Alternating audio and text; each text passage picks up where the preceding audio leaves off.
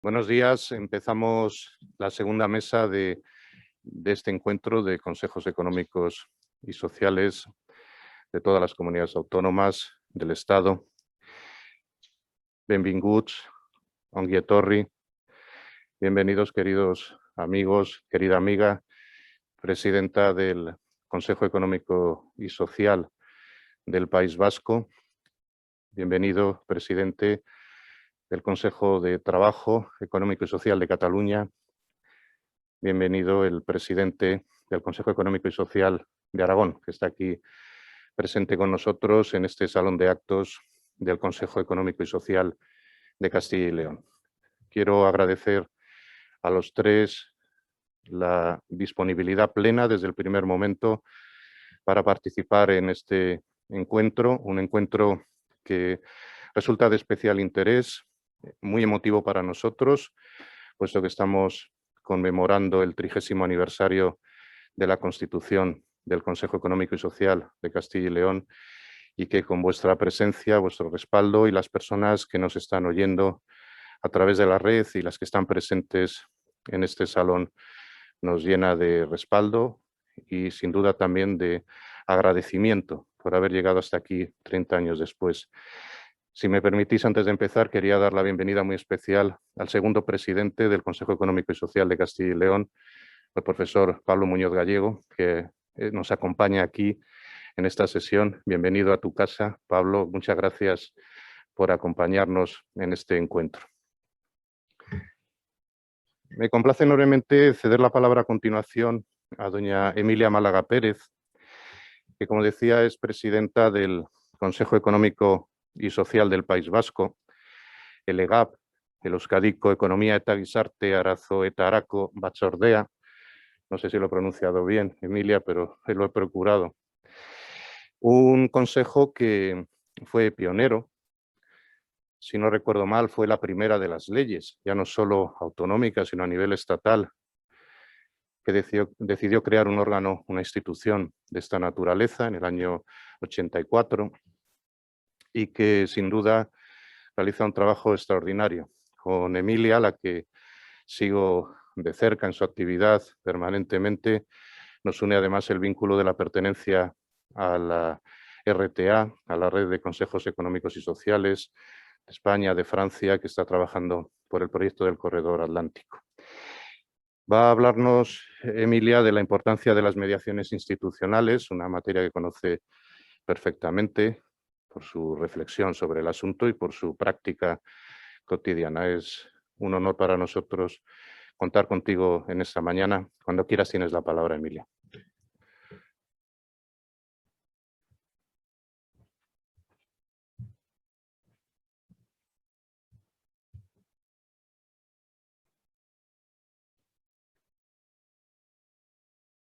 Disculpe, doña Emilia, tiene el micrófono silenciado. ¿Ahora? ¿Sí? Ahora, sin problemas. Ahora sí se oye, vale. Pues estaba diciendo que buenos días a todas y a todas las personas que nos están siguiendo, nos están escuchando, pero que sí que quería aprovechar la oportunidad para dar un saludo especialmente cariñoso a Enrique, al presidente del Consejo Económico y Social de Castilla y León, y al resto de presidentes y presidentas de los consejos económicos y sociales que en estos momentos me podáis estar escuchando.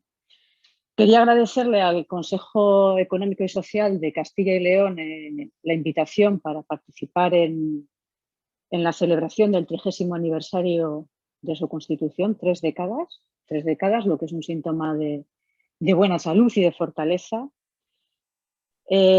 Pero además de la invitación quería agradecerles la celebración del acto en sí, porque de alguna manera nos permite tener un encuentro, aunque sea pantalla mediante, a los consejos económicos y sociales.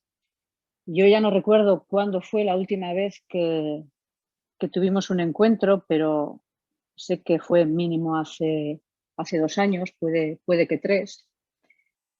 Y echo de menos estos encuentros porque creo que el intercambio de opiniones y de experiencias, y sobre todo en las distancias cortas, pues es positivo y sirve para tomar nota y para aprender lo que están haciendo otros consejos. Así que yo espero que este acto de celebración sea también a lo mejor un punto de partida para retomar a futuro esos encuentros que hacíamos de forma anual. Ayer tuve la posibilidad de seguir casi todas las intervenciones. Al final no pude seguir todas, pero sí que pude la posibilidad de seguir casi todas. Y cuando acabó la jornada por la tarde con la intervención de Ángel, pues me acordé de aquel presentador, no recuerdo el nombre, aquel presentador de telediario que decía, así son las cosas y así se las hemos contado, porque al final fue una jornada muy interesante, muy intensa, en la que yo creo que se plantearon casi todas las cuestiones. Así que me temo que a los de la segunda jornada nos toca un poco repetirnos. Pero, en fin, pues voy a intentar a lo mejor incidir en algún aspecto que yo creo que puede ser interesante y que a lo mejor se ha incidido menos.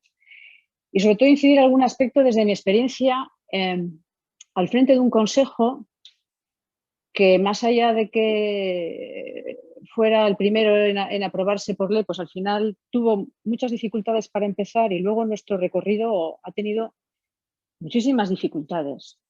Y conociendo todas esas dificultades y conociendo el momento actual que vivimos, que es un buen momento donde por fin cumplimos nuestra función consultiva, pues creo que al final eso me permite tener una visión bastante completa. Porque estoy hablando en representación de un consejo donde un presidente no hace tantos años llegó a plantear públicamente la desaparición del consejo porque entendía que era absurdo mantener un organismo que no cumplía con la función que le había sido encomendada. Y más allá de las formas en las que se pudo plantear esta cuestión y otros asuntos que podían estar ligados a ella, lo cierto es que en aquel momento el Consejo Económico y Social Vasco, las componentes del Consejo Económico y Social Vasco no eran capaces de ponerse de acuerdo en nada. Y en nada es en nada.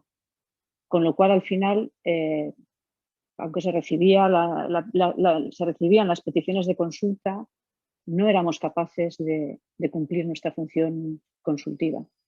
Afortunadamente eso ha cambiado, fundamentalmente ha cambiado porque han cambiado las personas. Luego, a ver si no se me pasa a hablar un poco de la importancia de las personas que estamos en las instituciones. Y en estos momentos puedo decir, me permitís un poco el autobombo, con orgullo, que es un consejo que creo que cumple estupendamente con su función. Y como hemos conocido lo mejor y lo peor, pues creo que a lo mejor nuestra experiencia sí que puede servir para incidir en algunas cosas. Luego, además, la invitación nos la ha puesto un poco difícil porque, claro, hablar de la reconstrucción económica y social tras la pandemia, pues no es fácil, porque realmente el futuro lo que nos muestra es muy pocas certezas, muy pocas certezas. Y es verdad que tenemos casi la obligación de hacer un ejercicio de optimismo, de intentar enfocar el futuro, pues eso, con la visión más optimista posible, casi también por una cuestión de salud mental. Pero es verdad que los nubarrones siguen siendo importantes. Casi la única certeza que tenemos es finalmente qué letra va a tener la recuperación. Hacía unos meses que se venía discutiendo si va a ser en V, si va a ser en K. Al final está claro que sí que va a ser en V, pero en V de vacuna. Y más allá de eso, muy poquitas certezas. Aquí, por ejemplo, en Euskadi estamos aspirando a 6.400 millones de euros, a recibir 6.400 millones de euros de los que le corresponderían a España por las ayudas europeas para transformar nuestra economía. Se están haciendo planes, se han hecho planes, pero al final no deja de ser un desiderátum y muy poquitas certezas tenemos de lo que de verdad va a pasar. Y luego hay otras cosas que se cruzan y con las que es difícil contar, ¿no? Aquí nos está pasando con alguna de nuestras empresas tractoras y por lo que sé no solo está ocurriendo aquí, que han tenido que ralentizar mucho su producción porque le faltan chips para continuar con ella, por ejemplo. Así que son tantas las cuestiones que están en el alero que es muy difícil tener certezas de cara a futuro. Pero de lo que sí que podemos hablar, y yo creo que se planteó ayer de manera suficiente, es de nuestro presente. Yo también querría aprovechar para hablar un poco del pasado, porque me parece importante. Y con respecto al presente, ayer hablando de la importancia de los consejos, y desde mi punto de vista no solo de los consejos, sino de todo el entramado institucional, si lo que algo ha demostrado este último año, si algo ha demostrado este último año de pandemia ha sido la importancia que tienen las instituciones. Cuando hay una crisis económica, el sistema no es capaz de sobreponerse si no es acudiendo a las instituciones. Y en ese sentido, y lo voy a contar, a mí me ha causado especial satisfacción comprobar que algunas de las organizaciones más cuestionadas en los últimos años han sido las que mejor han reaccionado y primero se han puesto a trabajar con esfuerzo y con generosidad para conseguir unos acuerdos que nos han situado en estos momentos en una situación mucho mejor de la que podríamos haber predecido hace 14 meses para poder abordar el fin de la pandemia. Y me estoy refiriendo en concreto al diálogo social institucionalizado, que ha sido tan cuestionado, con organizaciones tan cuestionadas y que, sin embargo, han sabido demostrar cuál es su papel, han sabido demostrar cuál es el trabajo que saben hacer y, yo insisto, han sabido aislarse de todo el ruido que lamentablemente es tan característico en este país nuestro y han sabido acordar con discrepancias, desde luego con discrepancias legítimas, pero han sabido llegar a acuerdos necesarios para que este país esté en una posición, insisto, no tan mala como la que podríamos haber pensado que íbamos a tener hace 14 meses. Y he comentado que quería ir un poco también al pasado porque hace algo más de 15 días estábamos de celebración con otro aniversario, el aniversario del 15M. Y no seré yo quien diga que el 15M no trajo muchas cosas buenas, pero tampoco voy a ser yo quien diga que el 15M no trajo alguna cosa no tan buena. Porque en aquel momento, como consecuencia de todo ese estallido, por otra parte perfectamente entendible, de rabia y de indignación, acabó por cuestionarse todo y acabó por cuestionarse a todos. A todo y a todos y de la misma manera. Y hubo una especie de enmienda a la totalidad que algunos aprovecharon para cuestionar la necesidad de organismos como los nuestros. Y quienes conocéis o quienes habéis seguido la intrahistoria de los consejos económicos y sociales en los últimos años, pues sabéis que fruto de aquellas turbulencias ha habido algún consejo que finalmente ha sido eliminado. Y no se trata de reivindicar nuestra existencia porque sí, se trata de reivindicar nuestro papel. Porque creo que estaremos de acuerdo en que la ingenuidad sobra. En una sociedad los conflictos de intereses son permanentes, son inevitables y son legítimos. Y los conflictos sabemos que no se resuelven solos, con lo cual hay que decidir qué modelo queremos. Si aceptamos la ley del más fuerte o si creamos instrumentos que puedan canalizar esos conflictos. Y si optamos por lo segundo, lo que tenemos es un entramado institucional muy similar al que tenemos en nuestro país, que yo creo que es una de las grandes características que tiene Europa frente a otros modelos más darwinistas como puede ser, por ejemplo, Estados Unidos. Europa es un lugar de mediaciones institucionales y ha dado buenos resultados porque hemos conseguido vivir en el lugar que ha alcanzado mayores cotas de bienestar compartido y mayores periodos de paz, yo me atrevería a decir, de toda la historia de la humanidad. Así que no me parece poca cosa. No creo que tengamos un mal modelo. Yo creo que tenemos un buen modelo y que, fruto de algunas críticas, a veces nos da un poco de apuro defenderlo, pero yo creo que hay que reivindicarlo.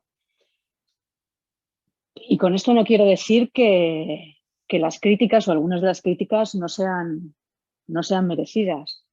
Lo que yo sí personalmente prefiero es que las críticas sean constructivas y sean propositivas. Pero luego también estoy al frente de una institución, me toca ser realista y al final las instituciones somos las personas que estamos en ellas. No, las instituciones no son ni las sedes de nuestros organismos, ni algo etéreo que sobrevuela por encima nuestro, sino que somos las personas que estamos en ellas. Y como somos las personas que estamos en ellas, por eso os hablaba al principio de la experiencia del Consejo Económico y Social Vasco, como somos las personas que estamos en ellas, a veces las instituciones se resienten de lo peor que tenemos las personas, o pueden resentirse de lo peor que tenemos las personas. Y pueden aparecer la incompetencia, en el peor de los casos puede aparecer la corruptela, puede aparecer quien trate de hacer de ellas un instrumento de supervivencia personal. Pero al final, si las instituciones están bien diseñadas y son fuertes, tienen mecanismos para corregir estas anomalías o estos fallos que pueden aparecer. Que el modelo en ocasiones pueda funcionar mal no es lo mismo a que sea un mal modelo.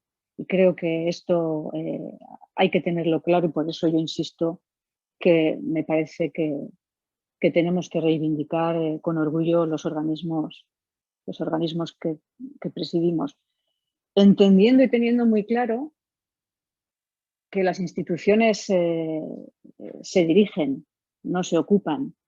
Y probablemente esta sí que fue una crítica del todo justa y acertada que se nos pudo hacer en algún momento a las instituciones en general. Yo lo decía antes, no quiero repetirme, tampoco me quiero extender. Cuando hay una crisis económica, no hay manera de sobreponerse si no es acudiendo a las instituciones. Lo hemos visto este último año, lo hemos visto en la crisis anterior. Estaba en el origen del nacimiento de los CES, cuando empezaron a crearse después de la Segunda Guerra Mundial. La idea era poder construir elementos, órganos que pudieran, a través de la cooperación colectiva, que pudieran cooperar en la reconstrucción. Al final las instituciones son necesarias si queremos tener una sociedad más justa, porque además, por otra parte, la participación ciudadana complementa la democracia. Otra cuestión distinta es que esa participación ciudadana en un momento determinado pretenda erigirse como contrapoder. Yo creo que ese no es nuestro papel o no debería ser nuestro papel. Nuestro papel o la importancia de lo que hacemos, pues la mencionaba ayer el presidente de las Cortes de Castilla y León. Las propuestas que somos capaces de elaborar. Porque al final las decisiones políticas tienen que ser capaces de conectar con las necesidades reales de la gente. Y nuestros organismos están en una situación privilegiada para poder conectar lo público y lo privado y para poder detectar esas necesidades. Pero es que además nuestro verdadero valor añadido es que nos expresamos con una sola voz. Las administraciones podrían dirigirse, y de hecho lo hacen, a cada uno de los componentes de nuestros consejos por separado. Y podrían recibir mucha información, podrían tener muchas propuestas. Pero claro, no serían las propuestas que le valen a todo el mundo. Y ese valor añadido, ese actuar no como un conjunto de solistas, sino actuar como un coro, yo creo que somos de los poquísimos organismos que lo pueden hacer. Ese es nuestro valor añadido, eso es lo que tenemos que cuidar y eso es lo que tenemos que reivindicar. Y además tenemos más cosas que aportar a la calidad institucional. Nuestros debates en los consejos se discute mucho, se argumenta mucho, se critica mucho. Yo creo que desde fuera no se es consciente del nivel de discusión que puede llegar a haber, pero en general se hace sin crispación. Y yo creo que esta es una aportación muy necesaria en un ambiente tan crispado como el que vivimos. Puede ser nuestra modesta aportación a la mejora de la calidad institucional. Y al final, detrás de esos debates, y cuando se consiguen acuerdos, a veces esos acuerdos son más profundos, otras veces son menos profundos, otras veces se trata de una cuestión o de un acuerdo de mera limitación de daños. Sea como sea, no le restemos nunca importancia al valor del acuerdo, llegue hasta donde llegue. Y creo que además somos organismos que probablemente en el futuro y no a largo plazo podamos jugar otro papel importante, porque al final somos conscientes, yo creo que todo el mundo es consciente, no estoy hablando solo a nivel de consejos, de que hacen falta reflexiones y debates en profundidad sobre aspectos fundamentales para el país. Pero en un ámbito más público es tremendamente difícil que estos debates se puedan desarrollar, porque está siempre presente el foco. Y los agentes que deberían desarrollar estos debates son conscientes de ese foco. Y al final, y no me quiero meter en ningún jardín, pero acaban ciñéndose a una especie de papel predeterminado donde casi ya sabes quién va a defender qué y donde muchas veces parece que obligatoriamente hay que situarse enfrente de lo que te dice, no sé si llamarlo el contrario, el oponente, la otra parte. Y claro, de esa manera no se avanza y de esa manera no se consigue llegar a acuerdos. Y probablemente nuestros organismos sean un lugar alejado de los focos donde esos debates en profundidad y con serenidad puedan producirse. Y yo creo que es un papel que nos puede corresponder a no muy largo plazo. Y por lo demás, estoy convencida de que no podemos ser muy diferentes o muy distintos a lo que ya somos, salvo que nos queramos convertir en otra cosa. No somos un lobby, no somos legisladores. Al final, nuestro valor añadido es una visión compartida sobre cómo podría, a nuestro entender, mejorarse la norma. Ayer hacía Ángel una reflexión al final de su intervención que la verdad yo compartía, pero a la vez me hacía gracia porque me veía un poco reflejada en el espejo de cierta frustración que podemos tener cuando hacemos el seguimiento de nuestros dictámenes o de nuestros informes y vemos qué propuestas son aceptadas, qué propuestas no son aceptadas y el tipo de propuestas que mayoritariamente son aceptadas. Lo que ayer decía Ángel de las propuestas más de fondo y las propuestas más de forma, que siempre es mucho más sencillo que sean aceptadas. Cada consejo tiene su sistema. Aquí durante muchísimos años hemos estado utilizando un sistema que era una especie de semáforo con colores, el verde, el ámbar, el rojo, que solo nos llevaba a la frustración y además que nos ocasionaba algún problema porque a veces no sabíamos muy bien qué tipo de propuestas estaba aceptando, porque a veces la forma también tiene fondo, entonces no sabíamos qué color ponerle. Optamos por dejar de fustigarnos, seguimos haciendo el seguimiento, lo que pasa que dejamos de medirlo. Sabemos lo que se acepta, lo que no se acepta, pero ya no intentamos medirlo. Porque os contaba al principio brevemente nuestra historia. Ahora somos capaces de responder a nuestro papel, a nuestra función consultiva. Durante muchos años no lo hemos hecho. Ahora somos capaces de hacerlo y lo hacemos. Dicho esto, si lo hacemos y el fruto de este trámite consultivo,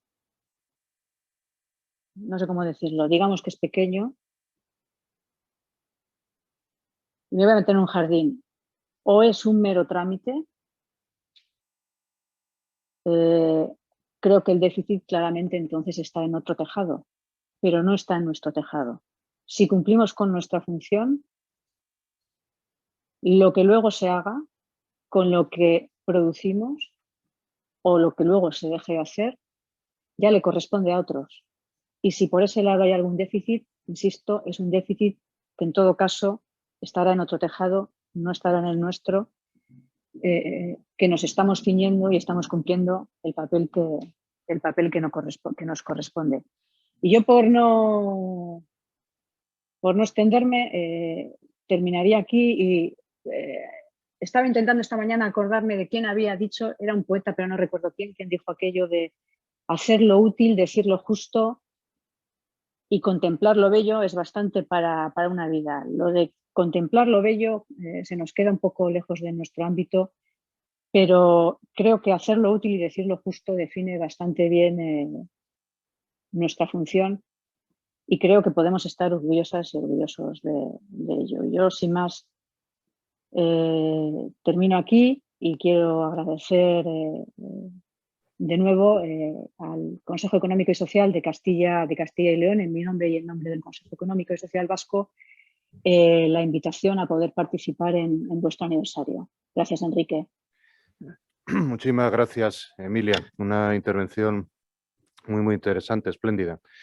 Coincido con tus reflexiones, tus valoraciones en la experiencia más limitada a la mía que la tuya al frente de un Consejo Económico y Social sobre los asuntos que has abordado, que son muy ilustrativos de lo que suponen los consejos económicos y sociales y de cuál puede ser su función, cuál debe ser su función y cuáles son los mecanismos para llegar a cumplirla. Gracias, Emilia. Muy interesante. Me complace enormemente también dar la palabra a continuación a Toni Mora Núñez, es presidente del Consell de Treball Econòmic i Social de Cataluña. Nos va a hablar sobre la reconstrucción económica y social tras la pandemia, el derecho a la vivienda. Este es un asunto además que ha estudiado el Consejo catalán con mucho detalle en los últimos meses.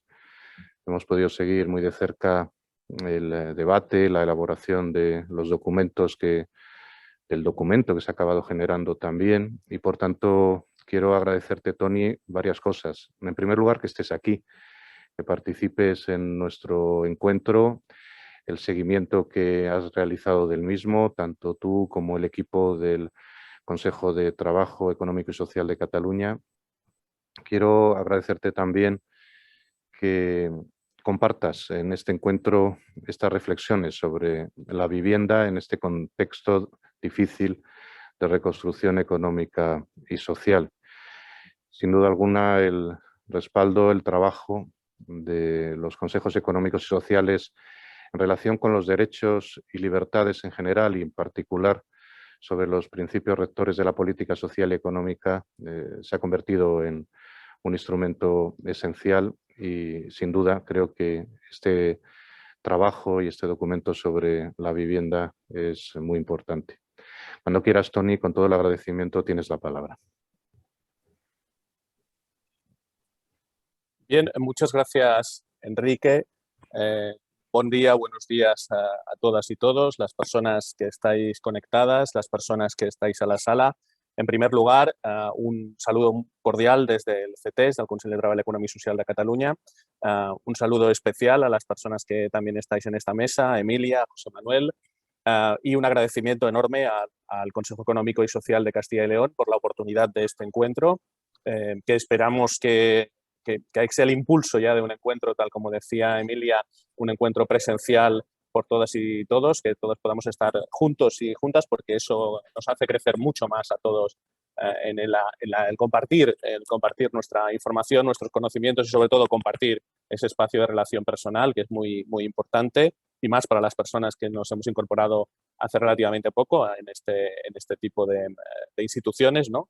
Y por tanto es muy importante. A todas las presidentas y presidentes un saludo especial y a todas las, como decía, a todas las personas, en nombre del todo el Consejo de Cataluña y todo su equipo técnico, al cual también saludo porque sé que hay personas conectadas en este momento a la reunión.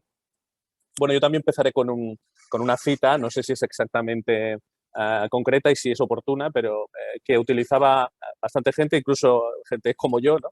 en su anterior etapa cuando teníamos que iniciar la contextualización, ¿no? Y era, desgraciadamente, y que no se me malinterprete, una maldición china, ¿no?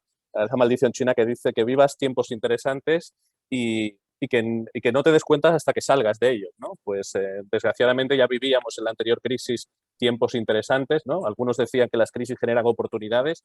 Yo también eso lo he relativizado siempre, ¿no? Porque ojalá no vengan las crisis para que no existan esas oportunidades. Pero lo de los tiempos interesantes siempre me ha dado que pensar, ¿no? Y bueno, volvemos a tener unos tiempos todavía más interesantes, nefastos, evidentemente, pero interesantes si queremos salir de ellos dándonos cuenta de realmente cómo estamos respondiendo a esta crisis de una manera diferente a cómo se hizo en la anterior, ¿no?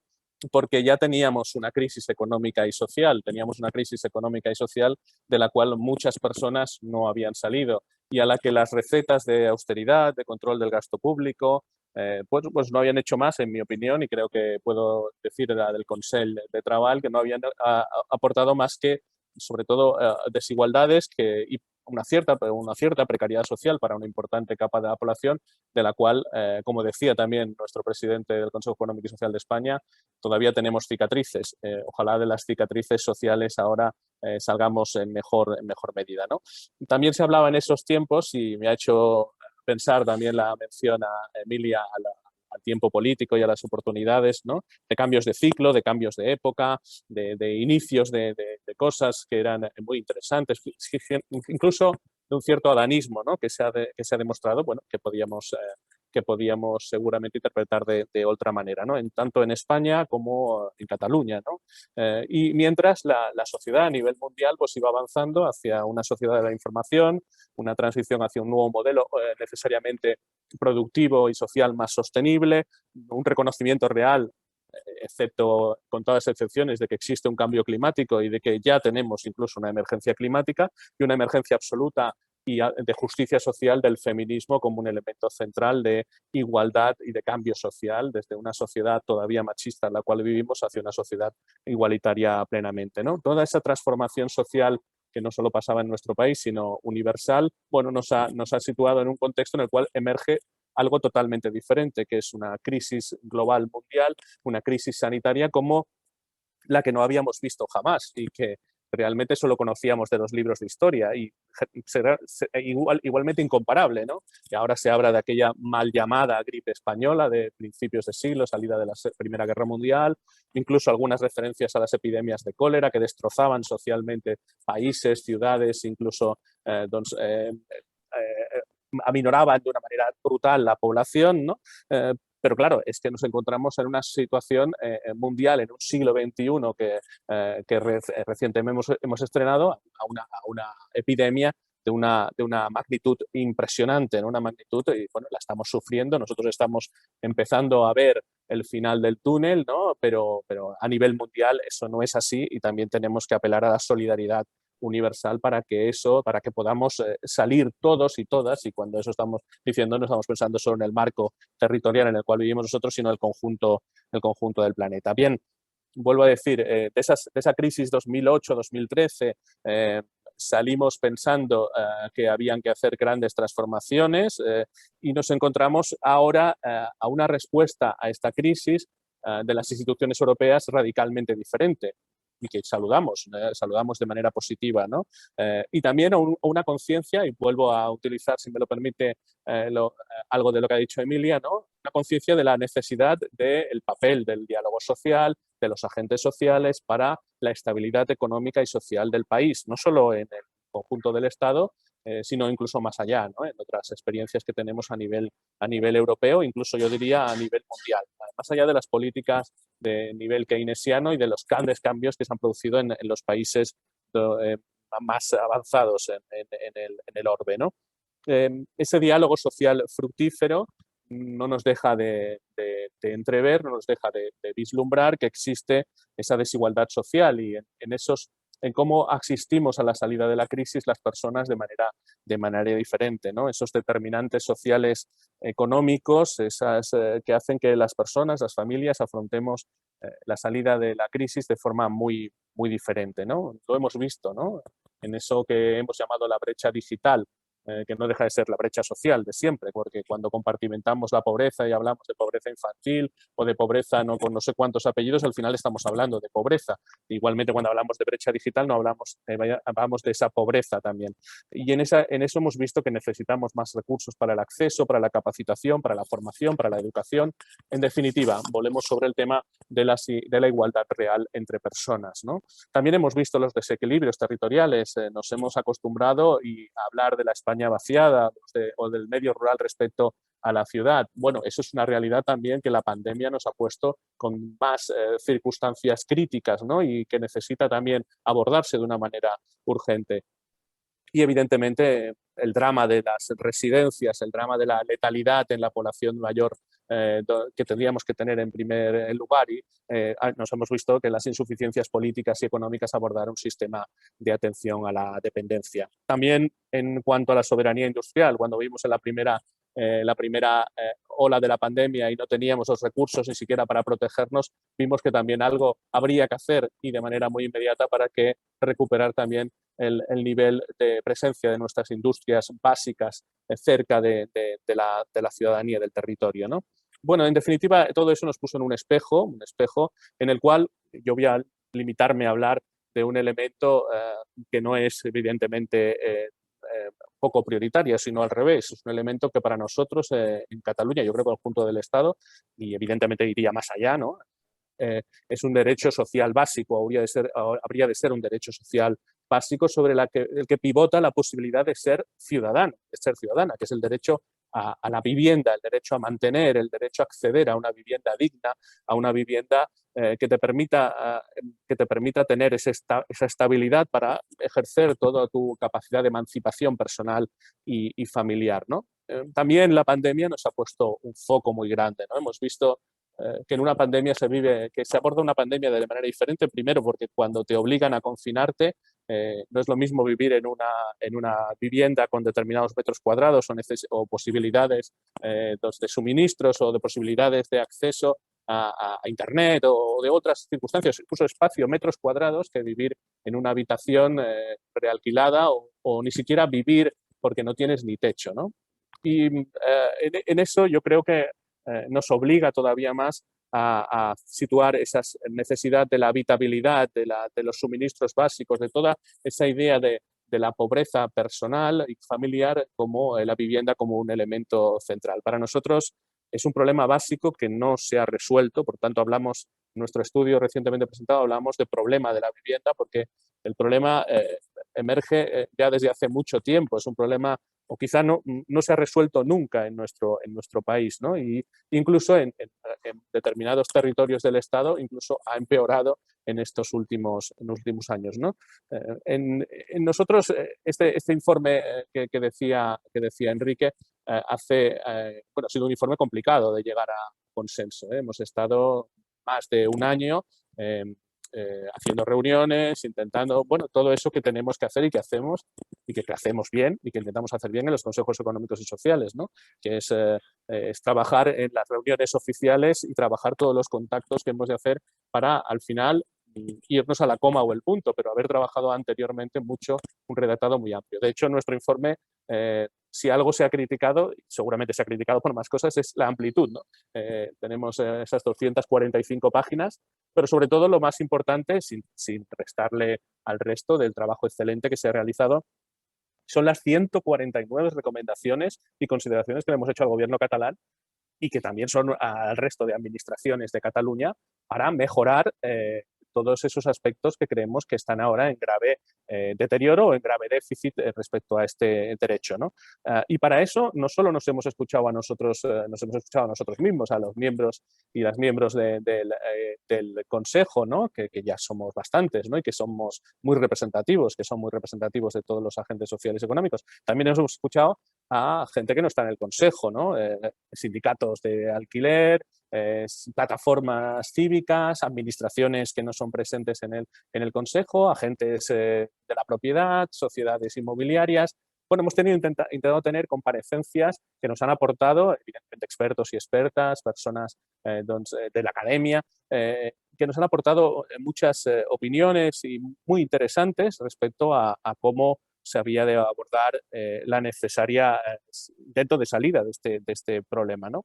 Y en momento también complicados, porque si el debate interno en el Consejo, el Consell era complicado, pues imaginaos con la emergencia de legislación que hemos tenido en esta pandemia en el conjunto del Estado y especialmente aquí en Cataluña, ¿no? Ha sido uno de los elementos centrales de trabajo del Parlament y de los movimientos a nivel político y que sigue siéndolo, ¿no? Si habéis seguido el inicio de nuestro govern, ¿no? El primer día de govern, el primer problema que ha tenido ha sido los desahucios, ¿no? Desahucios que se estaban planteando en las calles de Barcelona, incluso entre los partidos políticos que dan apoyo al nuevo gobierno. El primer día, anterior a la toma de posesión, o sea, no había tomado posesión el presidente ni el govern y ya teníamos el problema otra vez en las calles de Barcelona, ¿no? Desgraciadamente, evidentemente no.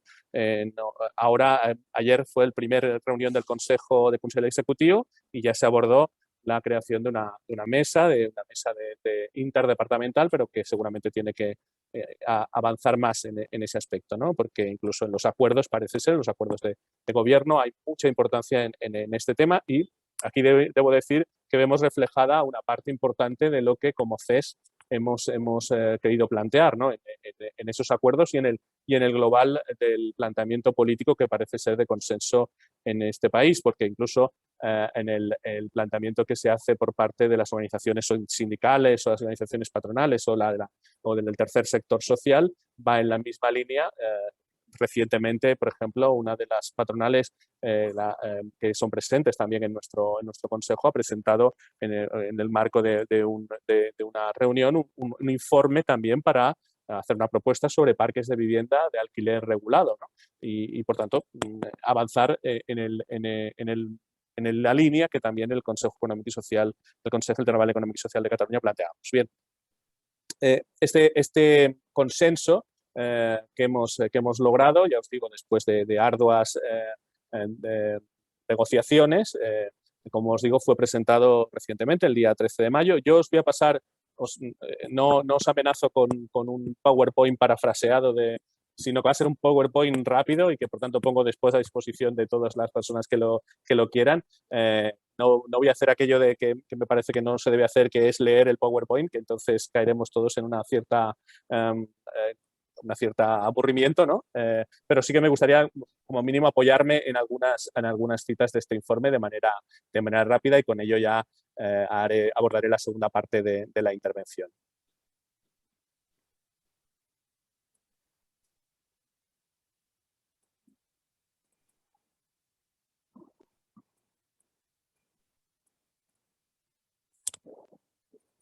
Creo que lo estáis viendo. ¿Me podéis confirmar que lo estáis viendo? Sí, gracias. Bueno, rápidamente, como os digo, el derecho a la vivienda es el título de nuestro informe. Lo abordamos con una serie de objetivos, como debe de ser, en cuanto a la metodología, porque básicamente el planteamiento era 6 grandes bloques. Un análisis, evidentemente, del sistema económico y el marco normativo del derecho a la vivienda, un análisis de las situaciones y las dificultades para acceder y mantener la vivienda, y diferentes experiencias y de diversos ámbitos territoriales, abordar también a nivel europeo, aportaciones que se nos hacían, como os decía, desde los comparecientes, las comparecientes y otros elementos de estudio a nivel de la experiencia práctica y, evidentemente, acabar con las recomendaciones al gobierno. ¿Qué nos encontramos? No sé si esto podría ser generalizable a todo el Estado, pero creo que podemos como mínimo compartir en gran medida. Nos encontramos con un modelo inmobiliario donde predomina esta propiedad y con un sector de la construcción que siempre se ha considerado un elemento palanca de ese crecimiento económico. De hecho, la anterior crisis un poquito nos vino por aquí, ¿no? Nos vino porque de alguna manera nos costó salir de ese elemento central de la construcción, que debe ser un elemento de motor económico importante, pero que no sé si me meteré en un jardín también, pero se sobredimensionó en gran medida en la anterior crisis. También tenemos un sistema de vivienda donde el mercado libre hasta ahora ha predominado y donde el sector público ha actuado de manera marginal y, bueno, muy ligada a las ayudas concretas a la propiedad más que al acceso a otro tipo de posibilidades, ¿no? Y por tanto, una dimensión reducida de este parque público de viviendas y excesivamente reducida en el tema del alquiler, ¿no?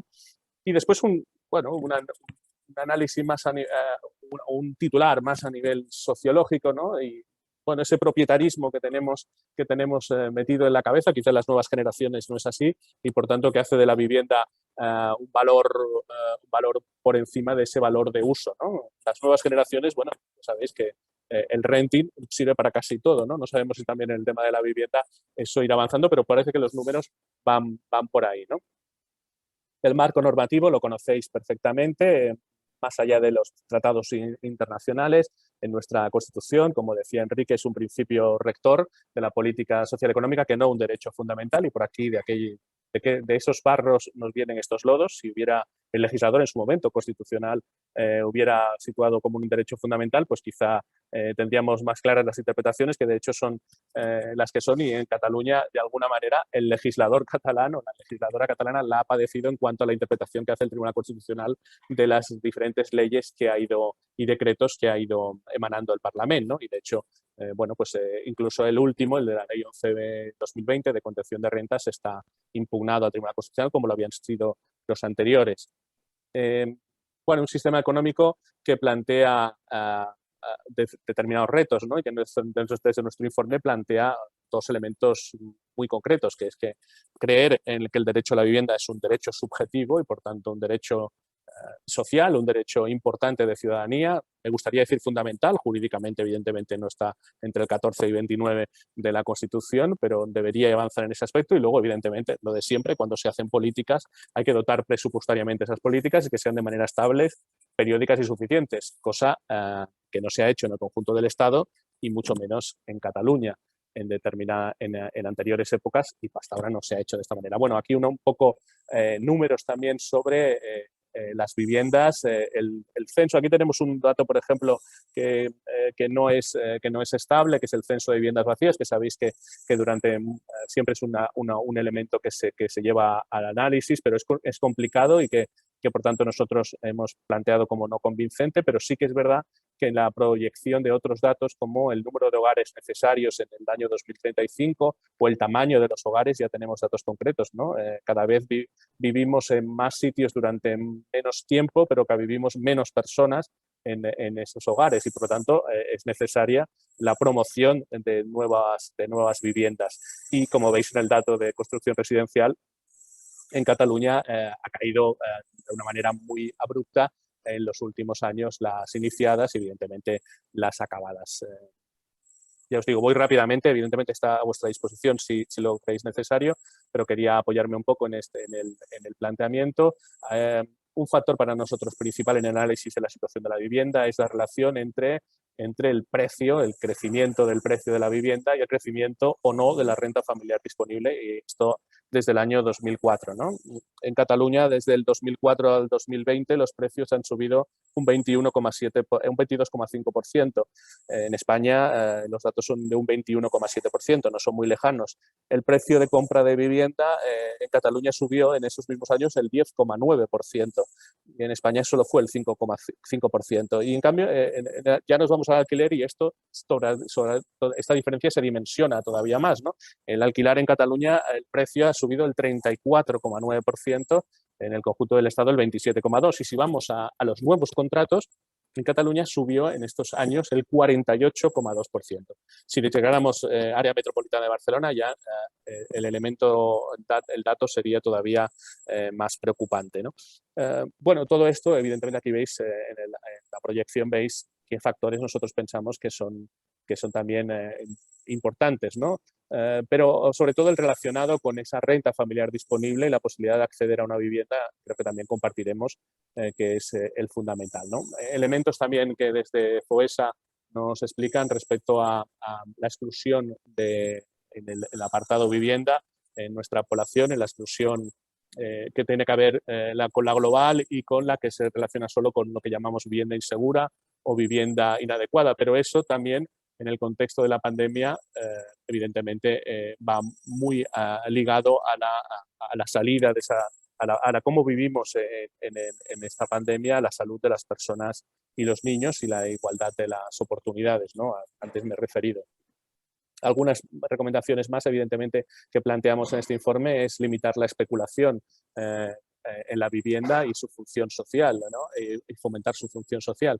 Hay otro hecho que aquí en Cataluña también se ha dado. Aquí no es que no se haya fomentado vivienda pública durante las últimas décadas, sino que el hecho de poder desclasificar esa vivienda como de protección oficial y pasarla al mercado libre ha facilitado la especulación de capas de la población, no solo las capas más benestantes, sino también de personas que accedieron en su momento a la protección oficial y que han podido luego revender ese piso. Por tanto, que si se hubiera mantenido esa calificación, y de hecho con las nuevas legislaciones debe serlo así, esa calificación de manera permanente, podrían haberse también revertido a una bolsa social de compra de este elemento que se ha primado con inversión pública. Bueno, evidentemente algunos otros elementos que tienen que ver también con la inclusión social, la necesidad también, y aquí lo ligaría con el tema de la rehabilitación, con el tema también que está en uno de los ejes centrales de políticas para salir de esta crisis, ¿no? Políticas de reactivación económica, incluso ejes que vienen en las propuestas que se hacen a nivel estatal y las propuestas que tienen que ligarse a los fondos Next Generation. La rehabilitación sería un elemento importante de generación y mantenimiento de ocupación y de dignificación del parque de vivienda. En Cataluña hay otros temas que nos parecen fundamentales. Aquí hace mucho tiempo que tenemos una ley de derecho a la vivienda que fue importante, pero que de alguna manera se tiene que actualizar y no se ha hecho. Y un pacto nacional que necesitaría albergar todo ese consenso que es posible, que por ejemplo en el Consejo de Trabajo Económico y Social de Cataluña se ha hecho, para poder sentar las bases de nuevas políticas que realmente incidan en la solución de este problema, como mínimo incrementen la posibilidad de solucionar este problema, ¿no? Eso tiene que ver también con la necesidad de proyectar en los presupuestos generales de la Generalitat un mínimo de un 1% de ese PIB y evidentemente a abordar la colaboración público-privada que, como veis, como decía antes, por ejemplo, en el ejemplo de la propuesta de Foment, se plantea de una manera muy clara. Hay voluntad por parte de los agentes sociales y de mucha otra gente que está trabajando también, por ejemplo, en ámbito cooperativo, de intentar promover nuevo parque de vivienda, ¿no? Bueno, otros elementos que tendrían, como os digo, es uno de los que fue más polémico, uno de estos 4 que tengo proyectados, bueno, fue la regulación de los precios del alquiler privado. Esto, como sabéis, bueno, yo creo que es también en el conjunto del Estado un elemento de debate, ¿no? que tiene que ver también con circunstancias que se han producido en otros países de la Unión Europea, en otras ciudades en concreto, como Berlín, que se abordan de diferentes maneras, ¿no? Por ejemplo, con elementos de contención, con elementos de regulación, pero que aquí sí que el consenso fue complicado porque hay diferentes perspectivas por parte de los diferentes agentes sociales que componen el Consejo. De hecho, al final, el planteamiento es que la descripción de la legislación actual que existe en Cataluña, pero que ahora mismo está sometida a un dictamen futuro del Tribunal Constitucional, ¿no?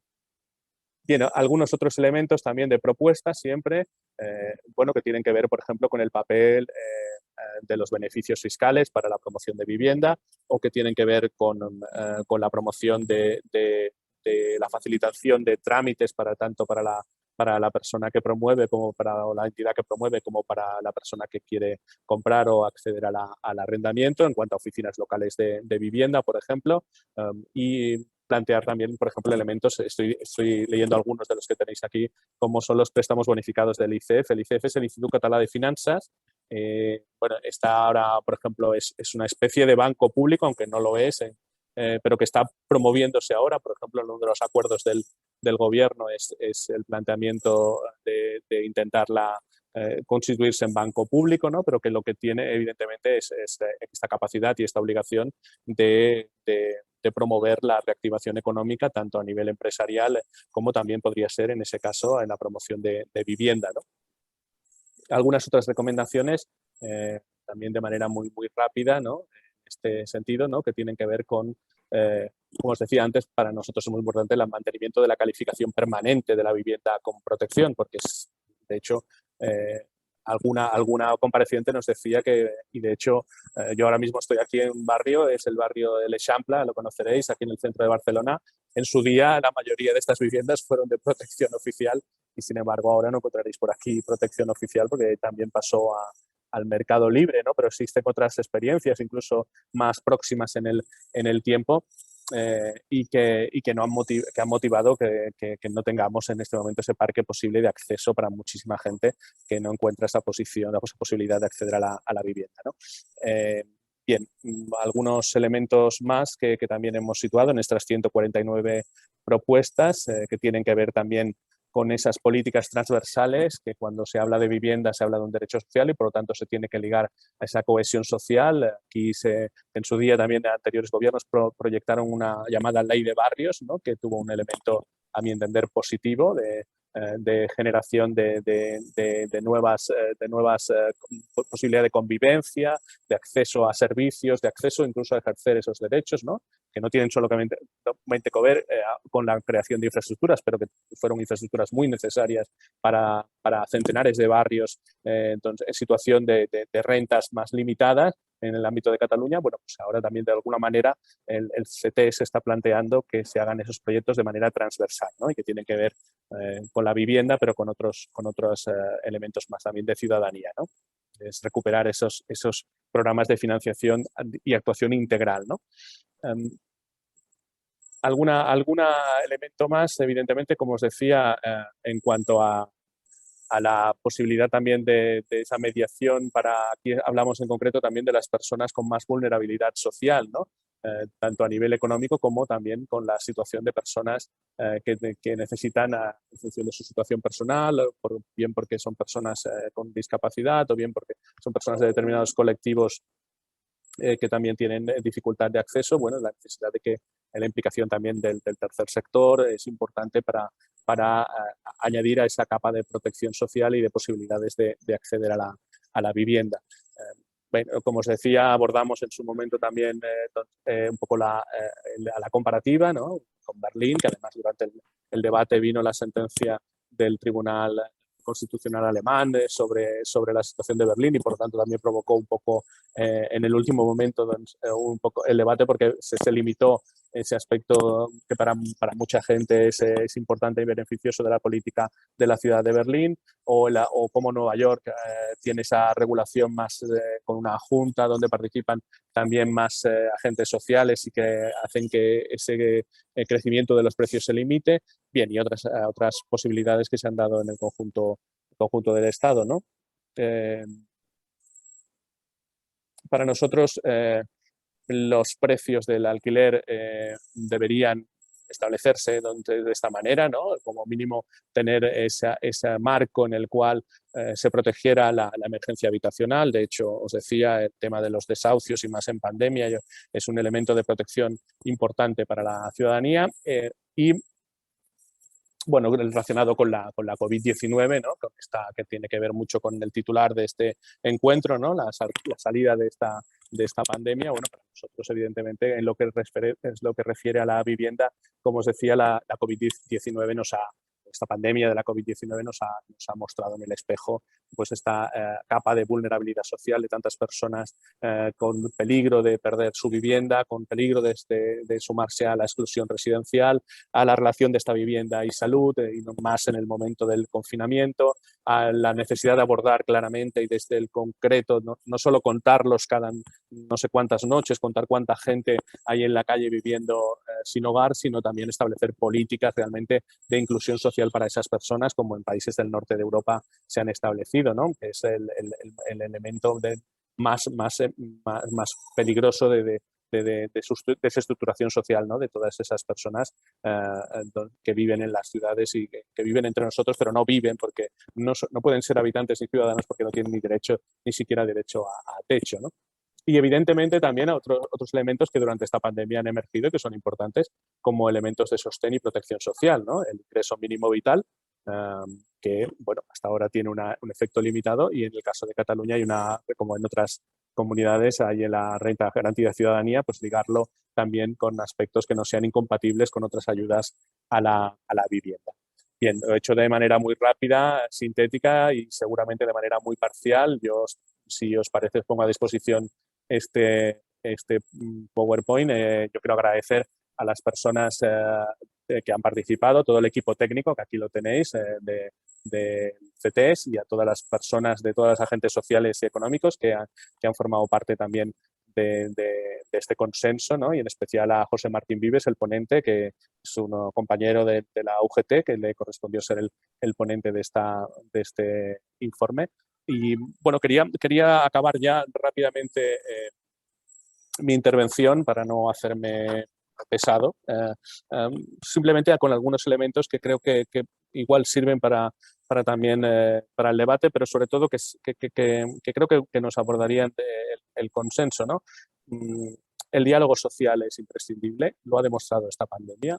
Nosotros formamos parte, como consejos económicos y sociales, de alguna manera también de este sistema de diálogo social, de este sistema de pacto social. No somos, como decía Emilia, y me permites otra vez que me apoye en lo que decías, no somos lobbies, no pretendemos serlos, ni somos agentes, pero este consenso que emana de nosotros y que yo siempre lo utilizo cuando voy a presentar la institución en muchos sitios, desde Fomento del Trabajo, que es la patronal más grande de Cataluña, hasta la Confraría de Pescadors, que es también un elemento muy importante, pasando por la tabla del tercer sector social, los dos sindicatos y, bueno, expertos y expertas del mundo académico y relacionados mucho con la sociedad, somos capaces de ponernos de acuerdo y somos capaces de emanar 149 recomendaciones en cuanto al derecho a la vivienda o sobre los fondos Next Generation de la Unión Europea y cómo se deberían establecer aquí. No solo nos deben escuchar, sino es que formamos parte del sistema. Quería también, bueno, decir algunas cosas que tienen que ver también con nuestro papel social. Nosotros no solo generamos argumentario, no solo dictaminamos obligatoriamente, sino que podemos ser y debemos ser una referencia para la ciudadanía. Debemos ser más útiles en dirección a la ciudadanía. Nosotros estamos haciendo un papel aquí ahora de dinamización respecto, por ejemplo, a las administraciones locales. Nos hemos encontrado que bueno, el CTS es un desconocido para esas administraciones y son las que en primera línea están y las que primero abordan los problemas de la ciudadanía, y más en el caso de la pandemia. Nuestra idea es estar más cerca de ellos y también hacer un papel de servidores directamente de las administraciones locales. Y, ¿por qué no?, de las entidades sociales y de las entidades ciudadanas que puedan también dirigirse a nosotros y que quieran mantener contacto con nosotros. Estamos abriendo nuestra red de colaboración y convenios no solo con los colegios profesionales, recientemente hemos firmado con el Colegio de Economistas, con el Colegio del Trabajo Social, sino también con las universidades y también con centros privados o con centros que también emanan formación para la ciudadanía y sobre todo que tienen la capacidad de acceder movimientos sociales también al tejido a pie de barrio, ¿no? Y en esa línea queremos trabajar. El COVID-19, el modelo de vivienda, el modelo de trabajo, el modelo de teletrabajo, que también tiene que ver con la vivienda, el espacio social en el cual vivimos, tanto privado como público, la distancia o no al centro de trabajo, la reordenación demográfica de nuestro país, que también, de alguna manera, tanto por el envejecimiento, que ya lo teníamos y lo tendremos, como por la realidad de los movimientos que hagamos también cada día para ir o no a trabajar, tiene mucho que ver también con esta capacidad de acceder a la vivienda y de hacer un espacio más habitable, laboral, social y familiarmente para cualquier ciudadano o ciudadana de nuestro país. En eso nos comprometemos también desde el aspecto que nos toca, desde el papel técnico, el papel emanador de argumentario y sobre todo también para configurar ese apoyo, ya os digo, a todos los que tienen que representar al pueblo en diferentes organismos, instituciones y sobre todo también, bueno, y como última cosa, nos queremos relacionar mucho. Cataluña no es una isla, sino que Cataluña está dentro de un Estado y queremos relacionarnos con todos los consejos económicos y sociales del Estado para poder también aprender de todos y todas vosotros. Muchas gracias por vuestra atención y mucha salud para todas y todos. Muchas gracias, Toni, por tan clara y completa exposición, con argumentos que también comparto en las palabras iniciales, que te agradezco las explicaciones sobre el papel del Consell en Cataluña, la colaboración con el resto de los consejos económicos y sociales, que evidentemente nos parece importantísima esa colaboración entre consejos para intercambiar propuestas, experiencias, valoraciones y herramientas. Y muchas gracias nuevamente, te lo decía al principio, por esta presentación. Realmente en el ámbito estatal del informe es un buen ejemplo de lo que supone también el trabajo de los consejos económicos y sociales a la hora de preparar documentos que se convierten en referentes en el trabajo y que deben ser tenidos en cuenta por su preparación, por ese consenso que genera en torno a la misma por los gobiernos y los parlamentos. Gracias, Toni. Muchas gracias. Y doy la palabra a continuación a José Manuel Lasierra Esteban, que es presidente del CES de Aragón, que está aquí con nosotros en Valladolid, en la sede central del Consejo Económico y Social de Castilla y León, en nuestro salón de actos. Gracias, José Manuel, por venir aquí a visitarnos. Ya sabes que la relación entre nuestros consejos es desde hace tiempo, desde casi su constitución, que fue prácticamente a la vez muy fluida, muy importante, y te agradezco muchísimo la presencia aquí. Nos va a hablar José Manuel sobre las costuras de nuestro modelo institucional en la pandemia, salida, voz y lealtad. Muchas gracias. Cuando quieras, José Manuel.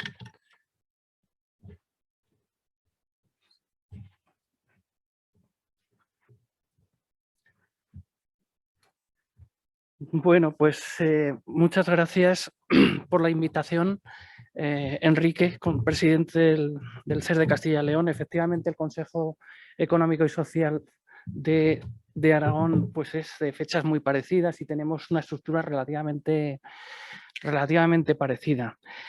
Buenos días a todos y a todas, a Emilia, a Toni y a los que nos ven desde algún otro sitio. Yo me voy a ir, no sé si será un poco académico, me voy a ir un poco del ámbito que he visto estos días, ayer un poco, y de lo que se nos ha hablado hace un momento, un poco esa idea de justificar el tema de los consejos económicos y sociales, de qué hacemos, qué dejamos de hacer. Yo me voy a ir directamente a un aspecto que tiene que ver con algo de lo que decía ayer el presidente del CES nacional, esto de una especie de nuevo paradigma, eso de la ley de Okun, en fin, pero teniendo en cuenta que nosotros tenemos una administración institucional determinada, una administración político-institucional de administración central, comunidades autónomas y otras entidades locales y entidades locales, vaya, pero además también un ámbito supranacional, que es la Unión Europea. Entonces, en el ámbito de cómo se reparte el producto de un país, cómo se gestiona, pues en la estructura territorial tiene su importancia. ¿Y qué es lo que hemos visto aquí en estos días, en estos meses, mejor dicho, en estos ya pues 14, 15 meses, desde 15 de marzo del año pasado? Pues de entrada, un cierto, no sé si decir desbarajuste, pero sí una cierta confusión. Más que desbarajuste, ha sido una confusión en algunos momentos, aunque en un primero la asunción ante la gravedad del problema, de las competencias y de las funciones y por parte de la Administración Central, pudo introducir, pues, por una parte, cierta seguridad ante la gente, pero por otro lado, ciertos recelos. O sea, voy a comentar la exposición en 3 puntos. Uno primero, que será estas relaciones de Administración Central y comunidades autónomas que tienen que ver con la gobernanza, con su término que sería la gestión un poco de lo público en este caso. Un segundo apartado que tiene que ver con otras instituciones que no son estrictamente las territoriales, como son precisamente las que constituyen la esencia de los CES, que son los agentes económicos y sociales. Y luego una última cuestión que tiene que ver un poco con ese posible cambio de paradigma, desde luego con algo que se estaba demandando desde muchos sectores, pero que tenía poco acceso. Es decir, desde los años 80, pues parece que el Estado era un problema y los mercados eran la solución, y resulta que después de estas elecciones en Estados Unidos se habla ya de que haya unos estándares mínimos de imposición a multinacionales, que eso de alguna manera pone en el centro de las preocupaciones de los que tienen que gestionar algo y necesitan recursos, pues unas posibilidades primero de obtener esos recursos y luego en segundo lugar de evitar que esas fugas generen distorsiones en el ámbito de la organización social y política. O sea, son 3 puntos. Entonces, el primero, que diríamos que se centra más en lo que era este título que yo puse, lo de las costuras del marco institucional, salida, voz y lealtad, pues no deja de ser una reflexión preliminar, exploratoria, que sí que exigirá de alguna manera un análisis posterior más en serio. Es decir, ¿qué es lo que ha ocurrido en estos meses que ha generado cierto desasosiego en la ciudadanía? Pues por un lado, como comentaba anteriormente, una administración central que exhibe toda su fuerza y necesariamente toda su fuerza para poner, primero, para limitar las capacidades, o sea, los derechos fundamentales de las personas en la forma que se establecen, pues con los derechos de alarma. Y pues luego para habilitar, pues los montones de recursos necesarios, no solo estrictamente sanitarios, sino de otro tipo, pues prácticamente para activar toda la fuerza de los diversos ministerios para hacer frente a la pandemia. O sea, la pandemia en su momento inicial no son los cierres perimetrales, no son la limitación de derechos, sino que es habilitar, por ejemplo, que el Ministerio de Transportes tenga las funciones necesarias, bueno, las funciones, las capacidades y habilite las formas para que la red de suministros no se interrumpa. El Ministerio del Interior, el Ministerio de Defensa, en fin, toda una serie de actividades que se tienen que poner en marcha para hacer frente a una situación de emergencia, una situación inédita, que tiene su repercusión económica y que en ese sentido, a diferencia de lo que se decía antes, dice, esto es distinto, eso cuando se hablaba de las crisis económicas, esta vez es distinto, esta vez sí que ha sido distinto. Es decir, las crisis económicas anteriores, la de 2008, y anteriores, pues esas sí que tenían de alguna manera una raíz de desajustes del tipo que hubiera sido del mercado monetario, del mercado inmobiliario, etcétera. En esta ocasión no ha sido así. Esta vez sí que ha sido distinta y ha exigido un emplazamiento de entrada a la administración central. ¿Y qué es lo que ha ocurrido aquí? ¿Qué es lo que se ha planteado en el terreno de la gobernanza, en el terreno de la gestión de la crisis. Esto que hablamos de las costuras, pues han producido efectivamente una serie de desajustes. Una serie de desajustes que incluso en estos momentos, cuando se está hablando de si la segunda dosis es la AstraZeneca o es la no sé quién, pues sigue habiendo confusión. Y no es un problema de que, es intrascendente que haya confusión, ya lo arreglaremos, sino que eso genera esa confusión. Ya no solo puede producir carencias en la eficiencia del sistema, sino que también produce pues cierta confusión en la ciudadanía e incluso puede generar pues desafección. Esto es un cachondeo, esto es un desmadre, esto no funciona. E incluso podemos ir más allá dentro de esa posible desafección y generar otro tipo ya de actitudes que se traduzcan pues, en comportamientos políticos determinados en un momento determinado. O sea, que no es intrascendente, no es intrascendente este funcionamiento. Entonces, un sistema democrático, dice la democracia, pues cuando tienes oportunidad, tienes capacidad de elegir, pues dices, bueno, ya funciona el sistema. Bueno, pues lo que de alguna manera se ha reflejado en esta crisis de la pandemia, por eso el título de las costuras es, bajo mi punto de vista, pues que el sistema de administración territorial, el sistema de funcionamiento y de organización territorial de nuestro país, un sistema fuertemente descentralizado, pues ha presentado pues algunos desajustes, y esos desajustes nos deben servir precisamente, esta es la intención de esto, de esta intervención mía, es decir, dónde se han producido desajustes y dónde se puede hacer una reflexión para en un momento determinado precisamente ese sistema de descentralización territorial sea eficiente. Es decir, de alguna manera, cuando se dice de las crisis salen lecciones, aunque desgraciadamente esta crisis es una crisis macabra y yo no sé qué lecciones sacaremos,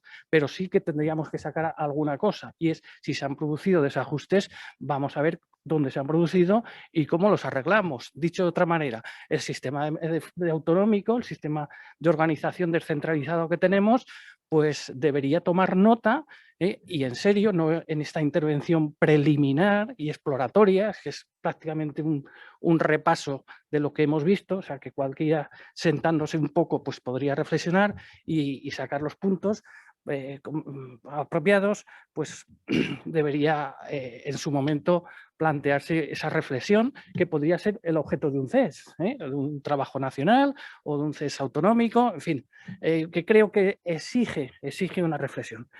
¿Qué es lo que ha ocurrido? Inicialmente, bueno, con la idea esta de que doy título de Hirschman, de salida, voz y de lealtad, es qué ocurre cuando en un sistema de organización social y política o económica, cómo se comportan los agentes. Pues hay algunos que no quieren saber nada, que hacen sus cálculos de costes y beneficios y se van. Es la salida. Pero hay otros que se plantean pues que, bueno, dentro de esos ajustes, pues nos podemos plantear expresar nuestras quejas, expresar nuestras opiniones, y si no nos gustan, pues no los apoyamos, y si nos gustan, les apoyamos. O sea que es los que expresan su voz son la voz, como dice ahí, y los que expresan la consideración que sean, pero siguen apoyando, expresan lealtad. ¿Qué es lo que ha ocurrido en estos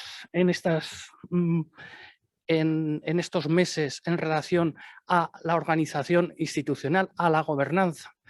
Inicialmente, como decía, asume la Administración Central toda esa fuerza, esas competencias. Como decía anteriormente Emilia, dice, la que se ha puesto, más o menos lo he interpretado así, y no lo digo con sus palabras porque no las he retenido bien, pero la idea era que se había puesto de manifiesto la fuerza de los poderes públicos. Efectivamente, sale el Estado, una cosa que parecía diluida, sale con fuerza.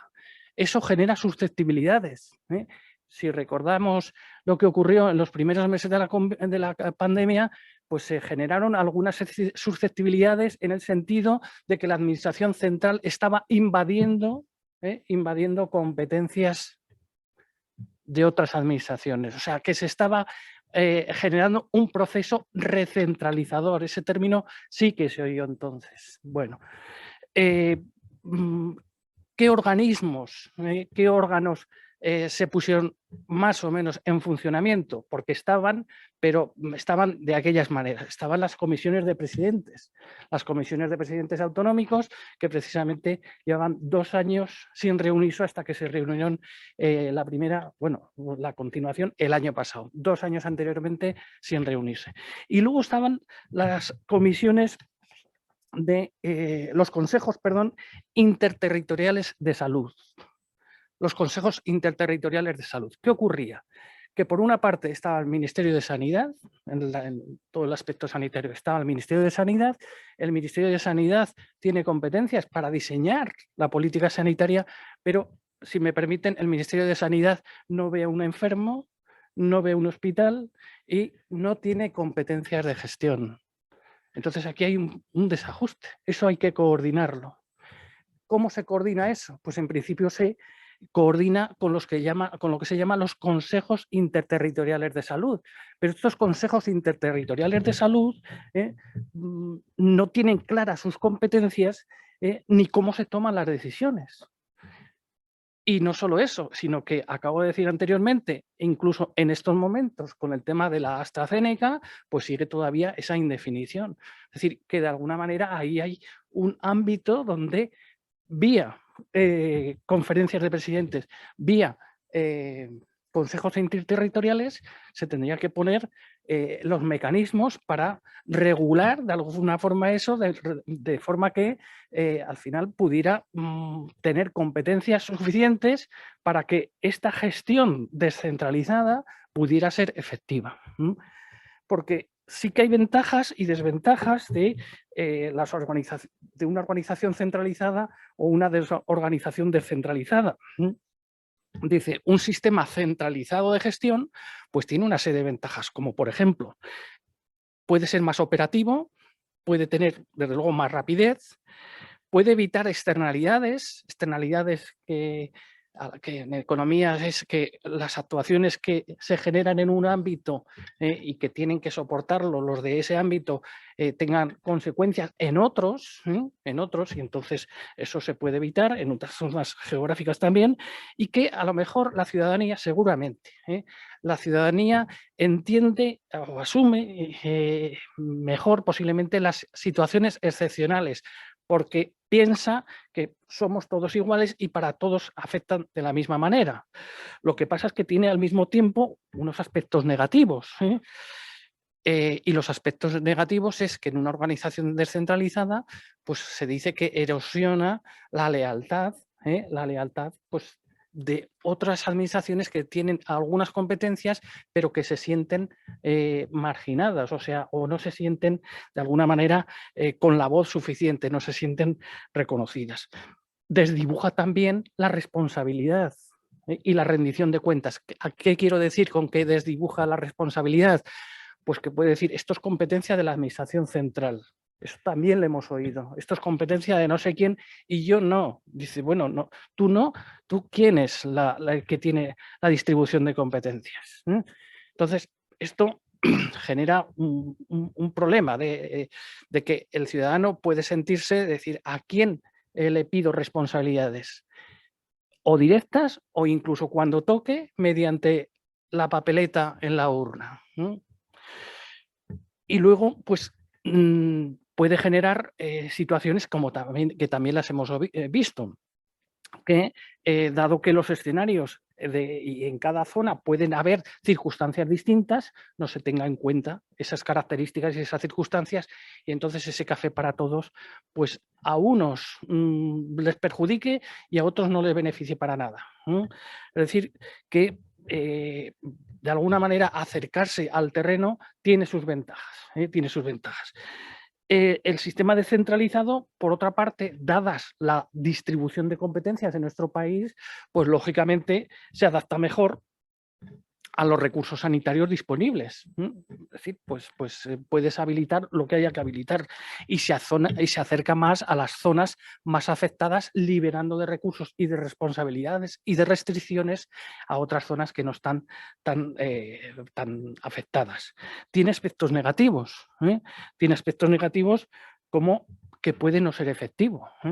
en estos momentos las comarcas limítrofes en determinadas zonas, pues por ejemplo en nuestra región, en relación a Cataluña, Aragón y Cataluña, las zonas fronterizas, las zonas frutícolas, donde acude mucho jornalero pues a la recogida de esas actividades, de esos productos, pues unos están en Lérida, otros están en Huesca, otros incluso en Zaragoza. Esas zonas fronterizas, ¿quién las regula? O sea, queda ahí una indeterminación que, por tanto, exige esa coordinación. Incluso se hablaba, no sé si recordamos, hace muchos años se hablaba de las ciudades dormitorio. Hoy en día, en muchas zonas, por ejemplo, Zaragoza se ha convertido en una ciudad dormitorio donde hay mucha gente que trabaja afuera.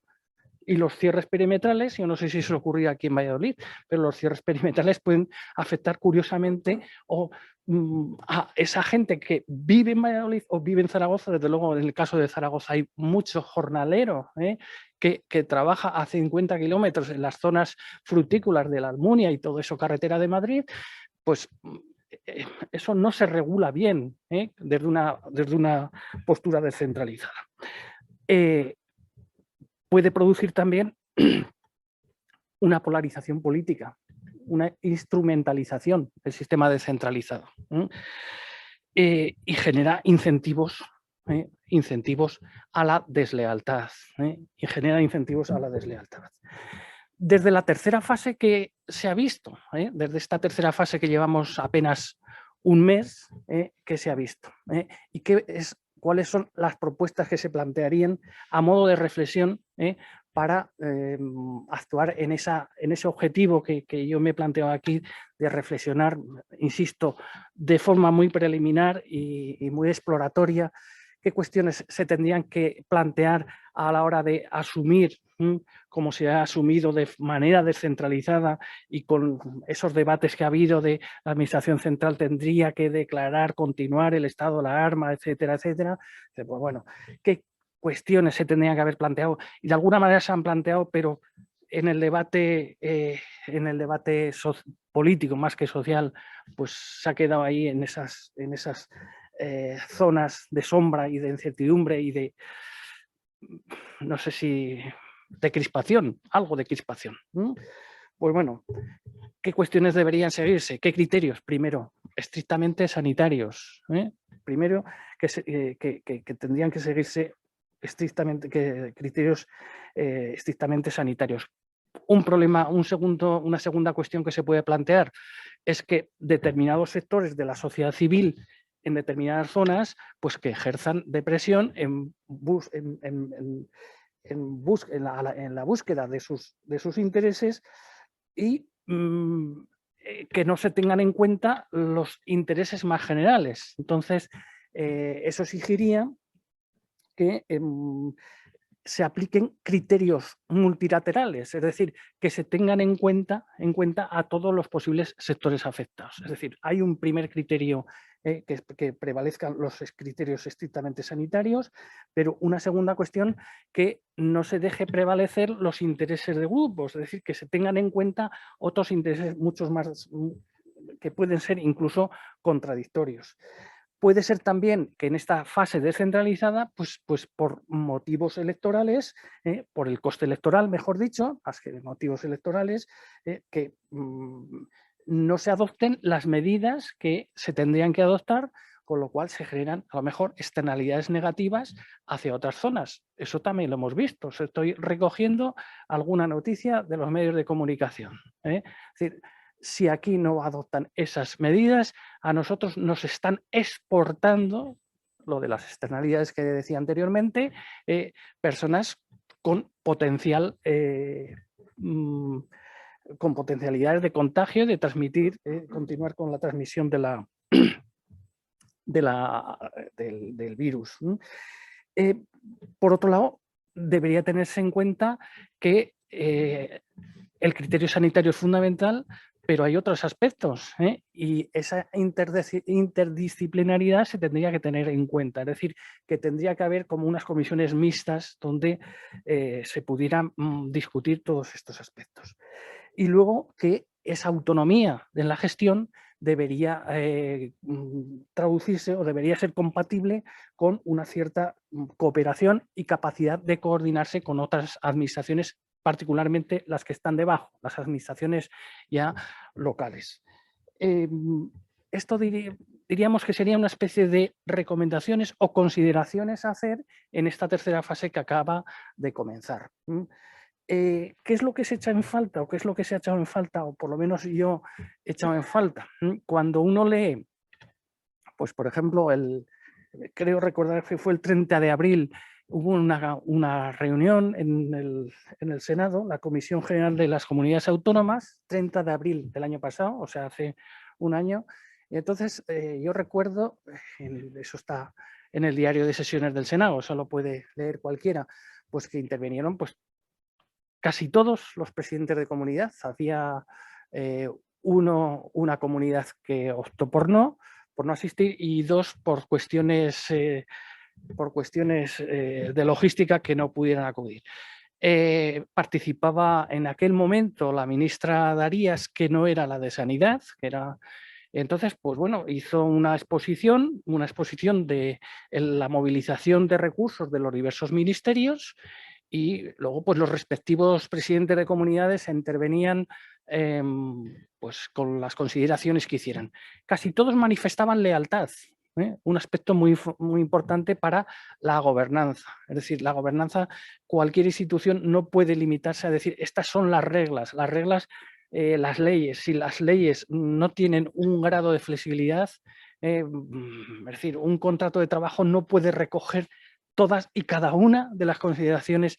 Tiene que haber siempre unos márgenes, y en todo caso habrá un tribunal o una entidad, un órgano que diga, pues, que pueda mediar, pero en todo caso nunca se puede llegar a regular, por muy códigos que metamos ahí, todas las características o todas las situaciones que se puedan dar en la vida real del funcionamiento de cualquier institución. Hace falta lealtad. En esa reunión que digo que menciono, pues casi todas manifestaban su lealtad, su disposición. Luego vimos que no del todo era así. Se le pedía lealtad a la administración central, y la administración central pedía lealtad. El juego político ha conducido a algunas cosas, diríamos que eso tiene que... en el buen funcionamiento de un sistema de estas características tendría que de alguna manera que superarse. La reflexión que haría en relación a este primer apartado de relaciones entre comunidades autónomas y administración central, es decir, en eso que daba título las costuras de nuestro modelo institucional en esta fase, pues bajo mi punto de vista el COVID ha podido señalar esas carencias que desde luego pueden plantearse en establecer un mínimo de disposiciones normativas para funcionar, pero sin lealtad eso tiene un recorrido limitado. Entonces, la primera cuestión, bajo mi punto de vista, que se ha puesto de manifiesto con la crisis del COVID y el marco institucional, es una carencia de lealtad. Una carencia de lealtad. Insisto, en la reunión esa del 30 de abril del año pasado, en esa Comisión General de las Comunidades Autónomas, en el Senado, se manifestaban lealtades recíprocas, pero la percepción que se saca de la calle, creo que no es meramente subjetiva, es una cierta falta de lealtad. Una segunda cuestión que quería hacer referencia yo aquí es dos instituciones más. Una, la Unión Europea, y otra, el tema de las instituciones sociales, los agentes económicos y sociales. Aquí ya se ha dicho, en relación a esta segunda parte, los agentes económicos y sociales, efectivamente, creo que lo ha dicho Emilia anteriormente, han demostrado una vitalidad precisamente en la época en esta crisis del COVID como nunca. Es decir, algo que parecían ya que estaban sometidos a unas críticas muy fuertes, pues precisamente se han traducido su papel de sociedad civil organizada, se ha traducido pues en la figura que ayer también lo mencionaba Antón Costas, una figura fundamental para que el impacto sobre el empleo de una crisis tan brutal como la que hemos tenido haya sido bastante menos reducida. Es decir, se ha repartido el coste de esta crisis, cosa que en ninguna de las crisis anteriores se había producido. O sea, que ahí hay instituciones ya no territoriales, sino en este caso sociales, que han demostrado un buen hacer y con resultados. En relación a la Unión Europea, que esto podríamos decir que es una administración institucional supranacional, pero también con otras derivaciones, pues bajo mi punto de vista, y creo que ayer alguien lo puso de manifiesto, ha estado en su papel, ha estado en su papel de, desde el primer momento, habilitar medidas de emergencia absolutamente necesarias, que un país, si nosotros nos pusiéramos a pensar 5 minutos cómo hubiéramos respondido como país fuera de la Unión Europea, pues la conclusión es muy fácil. La capacidad de endeudamiento, el endeudamiento que hemos hecho, no lo hubiéramos podido hacer. La capacidad de endeudamiento inicial, es decir, el déficit público y la deuda pública en la que hemos incurrido en este año, sin ese soporte, sin ese paraguas de la Unión Europea, no hubiera sido admisible por los mercados y se hubiera traducido en una crisis económica brutal desde el primer momento. Y afortunadamente esto hasta ahora está mantenido, es decir, está soportado y los mercados lo soportan y los estados y comunidades autónomas, es decir, y ayuntamientos, pues lo están soportando. En su momento se tendrá que pagar, pero de momento eso está funcionando. Está funcionando también. Y esperemos que eso se traduzca, porque hasta ahora hay muchas palabras y muchas buenas disposiciones, pero todavía hay algo de recorrido por hacer, pues con el tema de la salida de la crisis, el Next Generation y todo eso.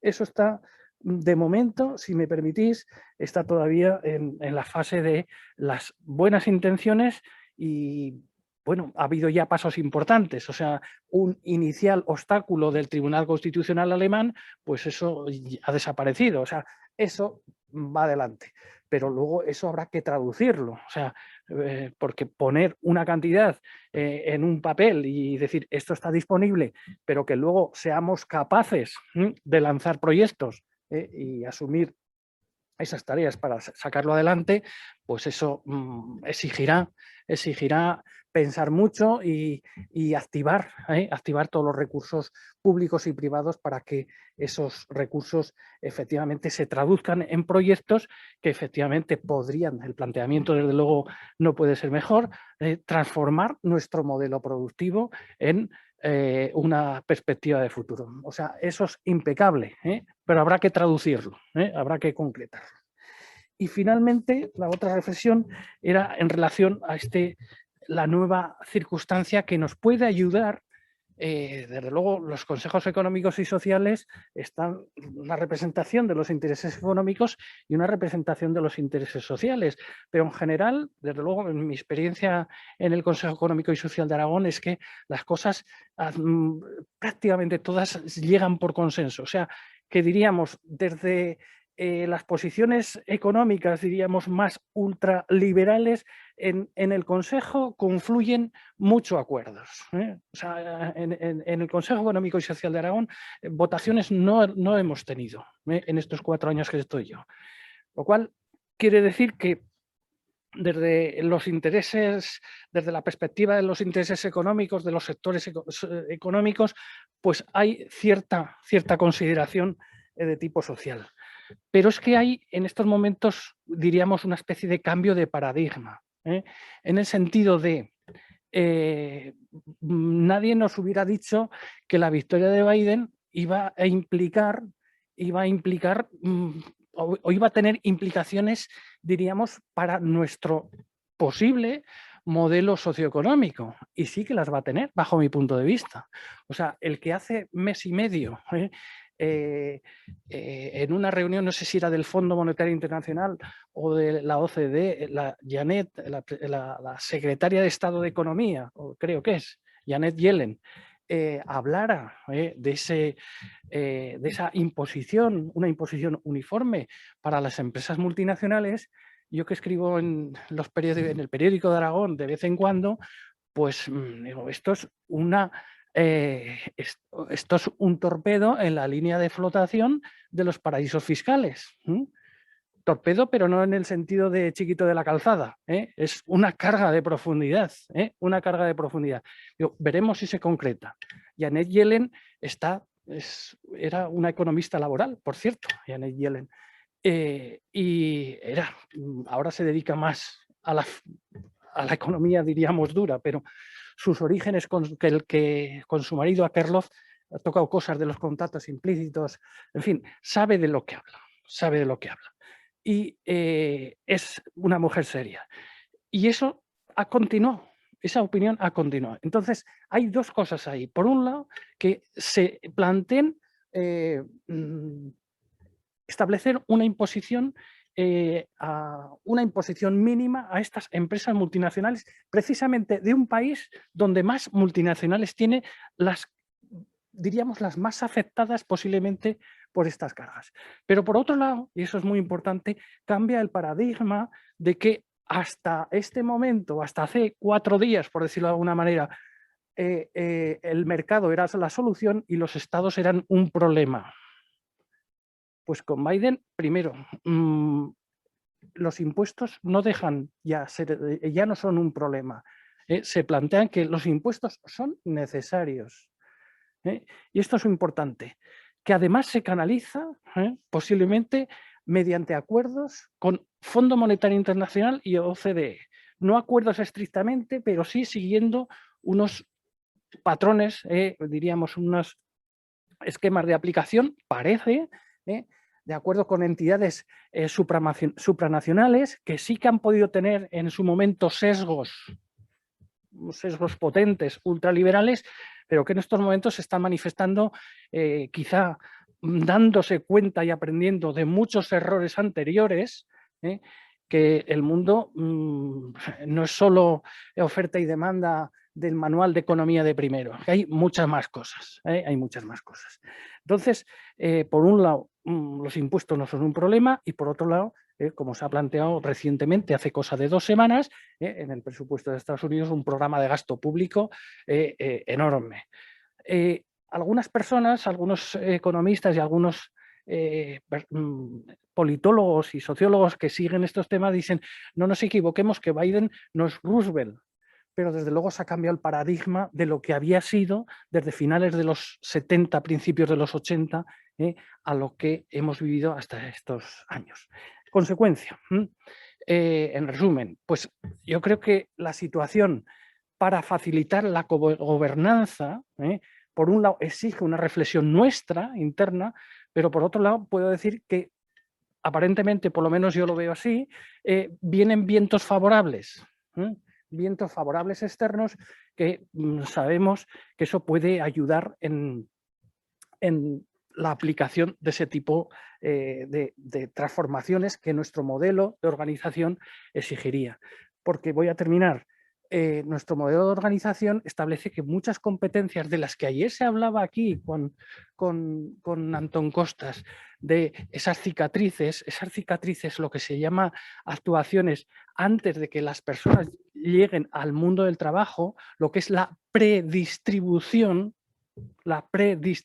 de recursos, eso básicamente son las comunidades autónomas. Las comunidades autónomas tienen las competencias en educación y tienen las competencias en servicios sociales. La predistribución supone que se actúe precisamente sobre esos niveles para que cuando lleguen al mundo del trabajo no se encuentren con esas discriminaciones en ese ámbito del reparto de las rentas capital-trabajo. Es decir, la predistribución es muy importante y las comunidades autónomas tienen esas competencias. Y un marco regulador que siempre tendrá que basarse en lealtad, es decir, habrá normas, pero la lealtad es imprescindible, estamos, creo yo, en un momento que eso puede ser más factible que en cualquier... Creo yo que en los últimos 20 o 30 años creo que en estos momentos podemos ser, dentro de las circunstancias que tenemos, de que tenemos que, cuando se levante ya la vacunación y esté esto más o menos superado, tendremos que pagar las facturas. Yo creo que en estos momentos los vientos conducen a que el horizonte podamos salir reforzados, y no pensando en esa idea, por supuesto, que yo no la tengo en mente, de que de las crisis se aprende. No, esta ha sido una crisis muy especial, que la hemos padecido, y en todo caso tratemos de aprovechar lo que tratemos de aprovechar, pero no ha sido una crisis de oportunidades. No sé si me explico lo que quiero decir. Bueno, y con esto, pues reiterar el agradecimiento a la invitación, a los que nos han seguido, y a Emilia y a Toni y al presidente del CES antiguo o primero. Gracias, nada más. Nada.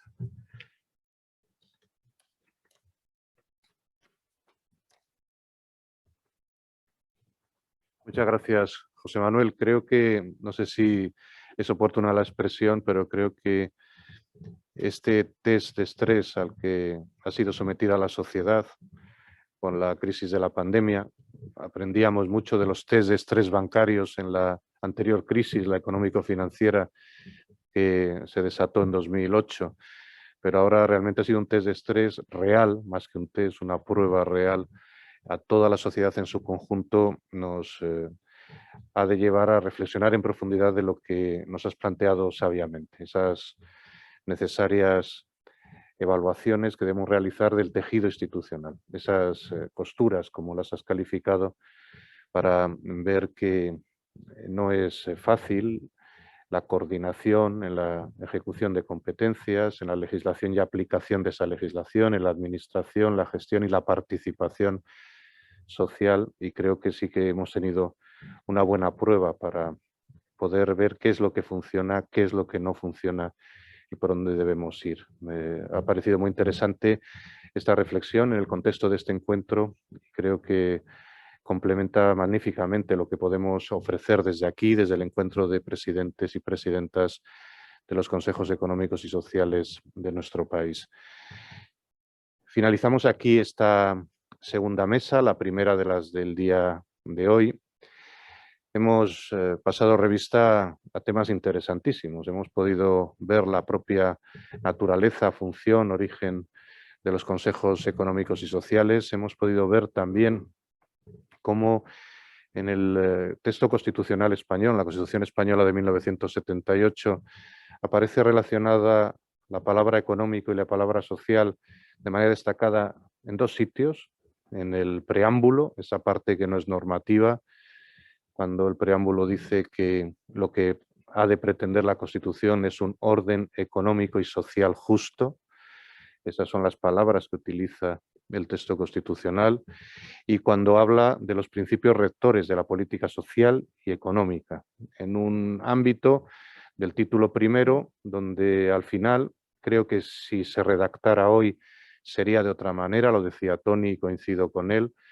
Se hizo una diferenciación entre derechos fundamentales y libertades públicas, entre derechos y deberes de los ciudadanos, y un tercer conjunto muy importante para garantizar la igualdad efectiva, que son los derechos económicos y sociales, lo que la Constitución llama principios rectores de la política social y económica, que no es nada menor. Ahí está el derecho a la vivienda, como muy bien nos ha demostrado el Consell de Cataluña, y ahí está incluso el sistema público de seguridad social, sin ir más lejos, en el artículo 41. Este repaso que hemos hecho creo que puede permitir reflexionar sobre asuntos que son fundamentales, cruciales en este contexto, y por tanto os agradezco nuevamente a Emilia, a Toni, a José Manuel, vuestras intervenciones, vuestra presencia aquí y este respaldo a nuestras instituciones, que son uno de los vehículos fundamentales de participación social y de canalización desde un ámbito que subrayaba Emilia, que no es ni el ejecutivo ni el legislativo, sino un ámbito de participación que puede permitir siempre un estudio, un debate y propuestas de naturaleza unánime, con un gran esfuerzo a través del consenso social y económico para la mejora de la calidad de vida y sobre todo también para el bienestar y el ejercicio real y efectivo de los derechos de ciudadanía y de los derechos económicos y sociales. Muchas gracias a los tres y para los que nos están siguiendo en directo, la tercera mesa, que será la mesa en la que ya se producirá después la clausura, comenzará a las 12. Nos vemos entonces. Muchas gracias. Gracias, un abrazo.